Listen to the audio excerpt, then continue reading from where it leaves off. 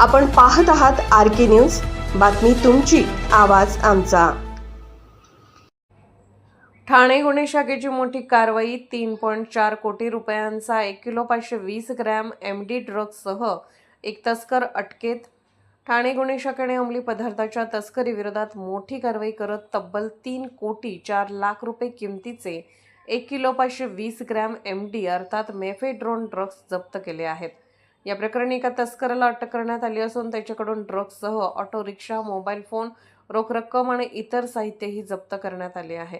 गुन्हे शाखेने दिलेल्या माहितीनुसार गुन्हे शाखा युनिट 1 ला मिळालेल्या गुप्त माहितीच्या आधारे कळवा येथील साकेत रोडवरील क्वीन्स केअर हॉस्पिटल समोर सापळा रचण्यात आला। त्यानंतर MH04 MT 3662 क्रमांकाच्या ऑटो रिक्षाची झडती घेतली असता त्यामध्ये 1 किलो 520 ग्रॅम MD ड्रग्ज आढळून आले।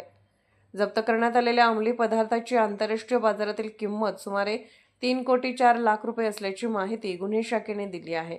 संबंधित आरोपी विरुद्ध NDPS कायद्यानुसार गुन्हा दाखल करण्यात आला असून या ड्रग्ज रॅकेटमागील इतर आरोपींचा शोध घेण्यासाठी ठाणे गुन्हे शाखेकडून पुढील तपास सुरू आहे।